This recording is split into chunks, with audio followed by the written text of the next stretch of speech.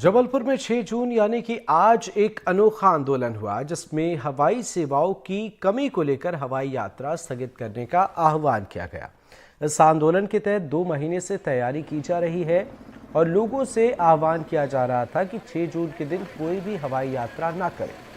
इसके लिए विशेष तौर पर समिति का गठन भी किया गया जिसमें व्यापारी संगठन, पर्यटन उद्योग, होटल उद्योग और शहर के संभ्रांत नागरिक भी इसमें जुड़े।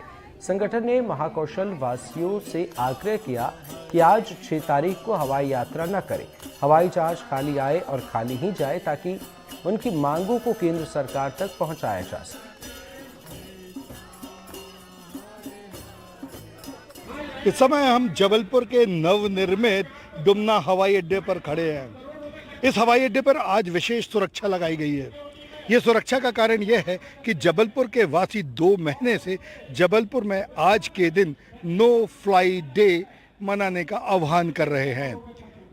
इस एयरपोर्ट का उद्घाटन भारत के प्रधानमंत्री नरेंद्र मोदी ने किया था। लगभग 450 करोड़ रुपए से इस एयरपोर्ट का विस्तार किया गया था। विस्तार के पहले जब पुराना और छोटा एयरपोर्ट था, जब लगभग 15 फ्लाइट यहाँ से चला करती थी, लेकिन जैसे ही एयरपोर्ट का निर्माण हुआ और विस्तार हुआ, लोगों को लगा कि अब उन जगह की फ्लाइट भी चलेंगी जो अभी तक जबलपुर को नहीं मिल रही थी। लेकिन हुआ बिल्कुल उलट। जबलपुर से जो फ्लाइट सामान्य तौर पर चल रही थी उन्हें भी बंद कर दिया गया।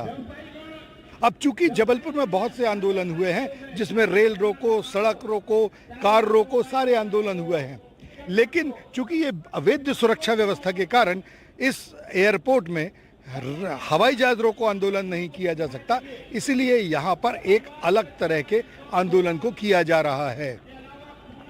इस आंदोलन के लिए लोगों से आह्वान किया गया कि 6 तारीख को कोई भी जबलपुर एयरपोर्ट से टिकट ना ले और फ्लाई ना करे। और ऐसा लगता है कि इस आंदोलन को पूरी सफलता मिली है।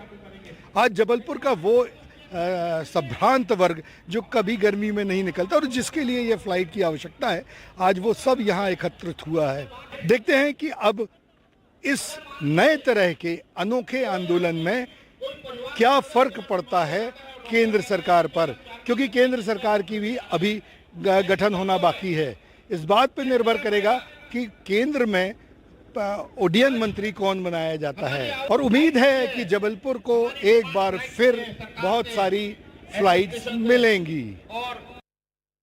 जबलपुर की ये संभ्रांत घर की वो महिलाएं हैं जो शायद पहली बार इतनी गर्मी में सड़कों पर निकली हैं, क्योंकि सबसे ज़्यादा फ्लाइट की आवश्यकता तो इसी संभ्रांत जो जबलपुर का परिवार है उन्हीं को लगती है। हम आपसे ही जानते हैं, मैडम आज क्यों आए हैं आप लोग, क्या है? मैं बैंगलोर में मेरा बिजनेस है और जबलपुर में भी मेरा बिजनेस है। मैं कला केंद्र चलाती हूँ और मुझे बहुत कम्यूट करना पड़ता है बैंगलोर और जबलपुर के बीच।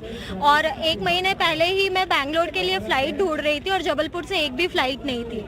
मुझे नागपुर से फ़्लाइट लेनी पड़ी, वो भी मुझे मिडनाइट मिली, जिससे मैं बैंगलोर 3 बजे रात को पहुंची। अब आप सोचिए एक महिला के लिए ये कितना डेंजरस है रात को ट्रैवल करना, क्योंकि हमारे पास प्रॉपर टाइमिंग पे फ़्लाइट्स ही अवेलेबल नहीं है। आप क्या चाहते हैं, क्या क्यों आए हैं आज? मेरे हिसाब से एक अपने शहर के विकास के लिए हमारी प्रॉपर कनेक्टिविटी बहुत ज़रूरी है। यहाँ पे इतना टूरिज्म प्रमोट कर रहे हैं, इतना सब कुछ प्रमोट कर रहे हैं, अगर कनेक्टिविटी नहीं रहेगी तो आगे चल के कुछ भी पॉसिबल नहीं है उसके बिना। इस पूरे आंदोलन की जो सूत्रधार है, मैं आपसे जानना चाहता हूँ कि क्या क्या आपका मोटिव है? संजीव, ये अपने आप में अनोखे तरह का आंदोलन है। अनोखा इसलिए है कि आज यानी राजनीति से दूर, बिल्कुल गैर राजनीतिक तरह कि अब अच्छे घरों की महिलाएं निकली हैं, क्योंकि सब तकलीफ में है। हमारे वरिष्ठ जन निकले हैं जो रिटायरमेंट के बाद अपने बच्चों के साथ बाकी बच्चे ज़िंदगी एंजॉय करना चाहते हैं। उद्योगपति हैं, हर क्षेत्र के लोग हैं, महिलाएं अपने उद्योगों के लिए निकली हैं। तो ये अपने आप में अनोखा आंदोलन है। और इसकी वजह ये है कि जब हमारे जबलपुर का छोटा सा एयरपोर्ट था तब हमारे पास 16 फ्लाइट थी। अभी 450 करोड़ रुपया खर्च किया गया, सब्ज बाग दिखाया गया कि यहाँ पे इंटरनेशनल फ्लाइट्स कनेक्ट होंगी, ऐसा होगा वैसा होगा, स्मार्ट सिटी है। पर ये तो पूरी स्मार्टनेस धरी रह गई, हमारी फ्लाइट ही छीन गई। तो जिनने छीना है उनको वापस तो करना पड़ेगा, नहीं तो ये आंदोलन महिलाओं के साथ और तेजी से चलेगा। बिल्कुल, जबलपुर के निवासी अब तैयार हो गए हैं। अगर फ्लाइट्स वापस नहीं आई और नई फ्लाइट नहीं मिली तो ये आंदोलन लगातार चलता रहेगा। वीरेंद्र शर्मा के साथ संजीव चौधरी, एनडीटीवी के लिए।